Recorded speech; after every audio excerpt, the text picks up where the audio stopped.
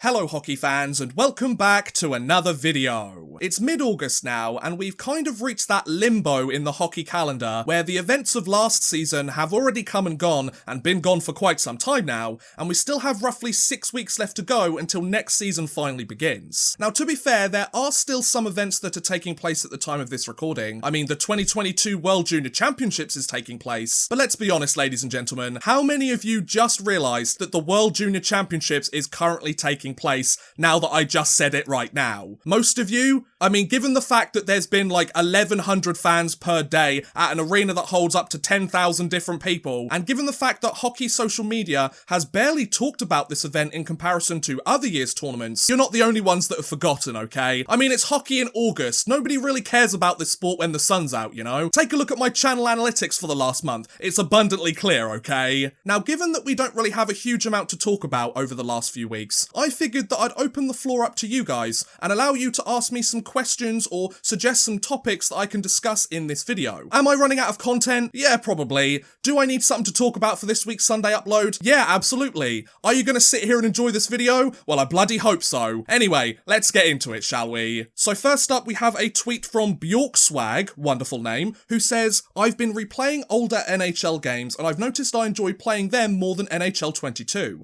I'm curious on your take on how new NHL games aren't as polished or as fun as games were in the 6th and 7th generation of consoles. I feel like nostalgia is a very big part of this. For example, NHL 2004 is my favourite NHL game ever. I played it a lot when I was a kid, and it was the game that got me into following the sport of ice hockey. So NHL 2004 holds a special place in my heart, and I'll always love going back to play that game because I have a huge amount of nostalgia attached to it, you know? So I feel like that's a big part. But if we want to talk about NHL 22 specifically, there's several different elements there that I think make these games less fun, less interesting, less engaging as previous iterations. First off, I think there's a lack of innovation, and I think the lack of innovation comes from the lack of competition. 2 decades ago, we had the NHL 2K series that was also competing with EA Sports to release yearly NHL video games, and because there was that competition from both sides, you were getting both of them trying to bring their A game at the same time, because they were sharing the same audience and the same market, so they had to try and be better than the competition in order to try and gain those sales and gain those copies sold. So the fact that EA Sports kind of has a monopoly on the AAA hockey game market, they don't have to innovate as much anymore, and people will buy it if they want the latest version, and there's only so much you can polish a turd, right? They're not actually really adding enough new things, and part of that, I think,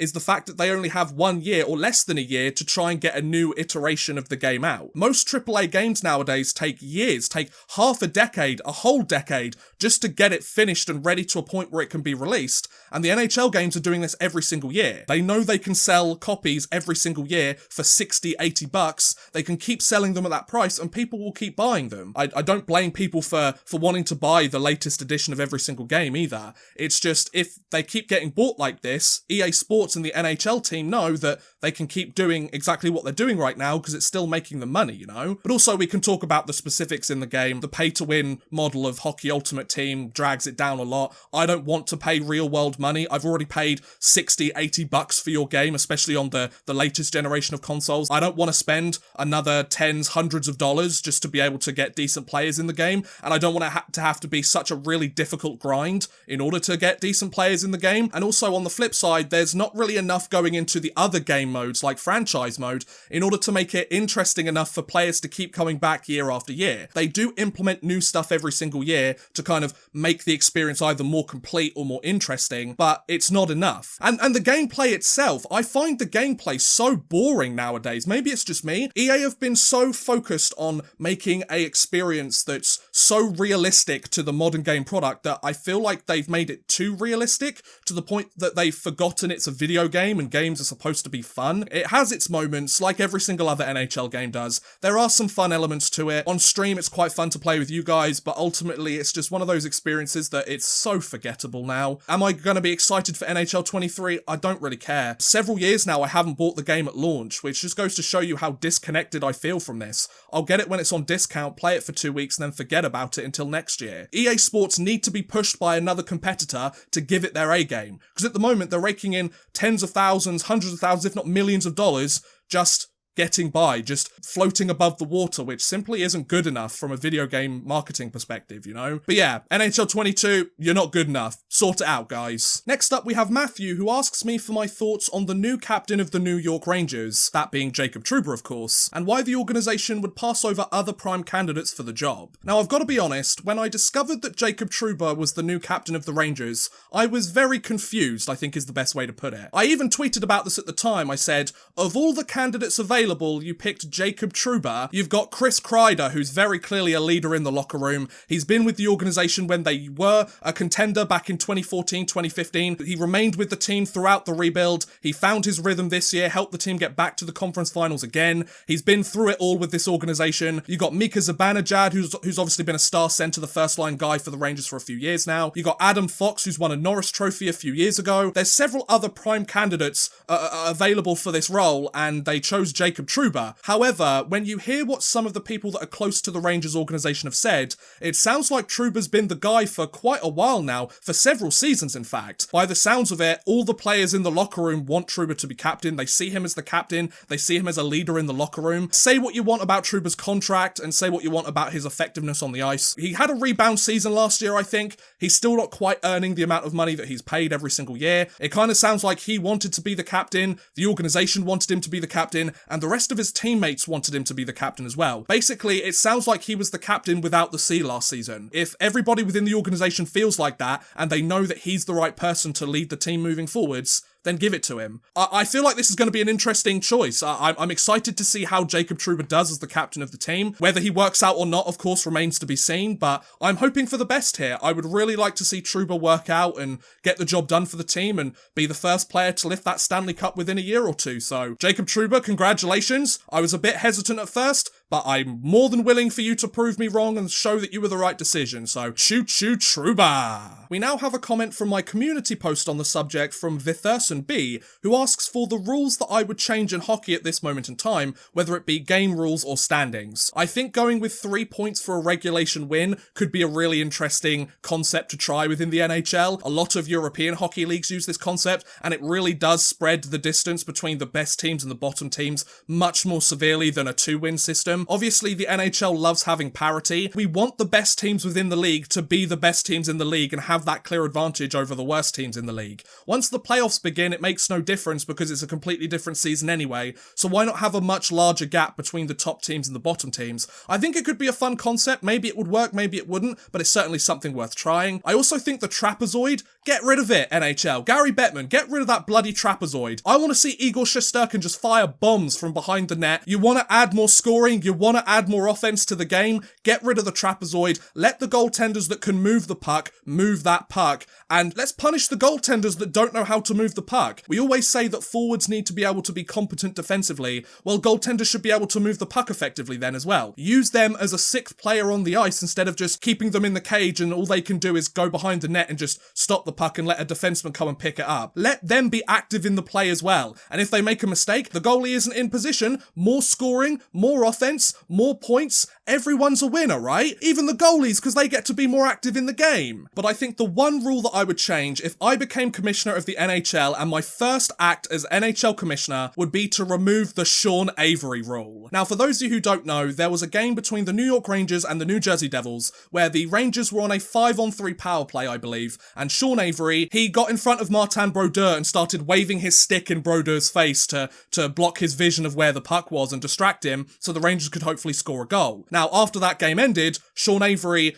basically introduced a new rule within the NHL where players weren't allowed to do that because it's essentially against the spirit of the game or whatever. I think that's the dumbest thing I've ever seen in my entire life. Is it against the spirit of the game? Yeah, maybe. You don't really want to see many hockey players waving their stick in front of a goalie, but my argument would be if a defenseman isn't going to come and stop him from doing it, and the goalie isn't going to stop him from doing it, then why stop him from doing it? He's not touching Brodeur, he's not making contact with Brodeur, he's distracting Brodeur. If you're not making contact, then it should be in the rules. If you don't like it, stop him from doing it. Not the referees, not the NHL big ups and the board of governors or the owners or anything like that. If they want to stop a pest like Sean Avery doing something like that, the players themselves have to do it. Is it stupid? Yes, of course it's stupid. But is it effective? Yes. So let him do it, and if you don't like it, stop him. I think that makes sense. Let me know what you think in the comments below, okay? Maybe I'm the crazy one here, but come on. It's a stupid rule for a stupid situation, and everyone's stupid involved, okay? And finally, we have a comment from Sabertooth Shark who asks why NHL refs are hated, or as he rephrased it, ref hate. Worthy or wrong? Now, do I think NHL referees are worthy of the hate that they get? Probably not, because there is a lot of hate thrown their way by some pretty interesting fans within the hockey fanbase. But do I think that the NHL referees are worthy of criticism?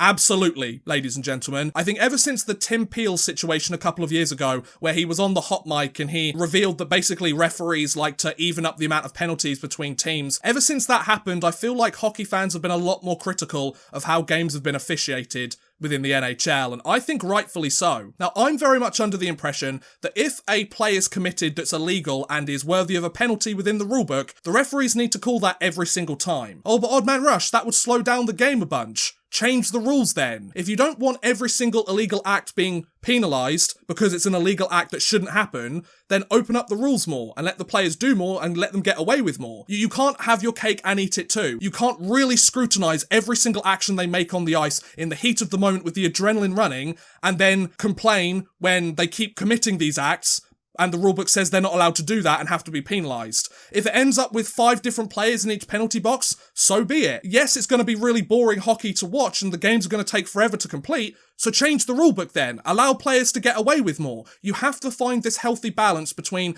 penalising the players for stuff they shouldn't be doing and also letting the game take place. Let's be perfectly honest, ladies and gentlemen, the safety of the players is the most important thing. We want all of the players to be as safe as possible. That's why all of these rules have been introduced to stop players from doing things that could potentially injure their opposing players. But by that logic, if somebody does something that injures an opposing player, or if somebody does something that's very clearly illegal within the NHL's rulebooks, penalise them for it. Give them a penalty. Don't say, oh, well, we've already given that team 3 penalties this period. If that's the team that's committing all the penalties, give them all the penalties. But then their fans might be like, oh, but you haven't given the other team any penalties. Well, if they haven't committed any acts that are worthy of penalties, don't give them any bloody penalties. But if they have, penalise them as well. Making sure the game is as fair penalty-wise isn't important. The game's never going to be truly fair because one team has better players than the other. There's never going to be any true ultimate fairness within a sport. If you're going to give players penalties because you're evening up the amount of penalties either team gets, even though they haven't committed an act worthy of a penalty, you deserve the criticism for that. Now, some people have suggested that NHL referees have to answer to the media after games. I think that's a brilliant idea for the NHL. If you want to keep the referees accountable and you want to make sure that they aren't managing the game or they aren't trying to take control of the game or make it all about them and their whistle, make sure they're accountable to the media and the fan base. They're gonna make mistakes. They're human.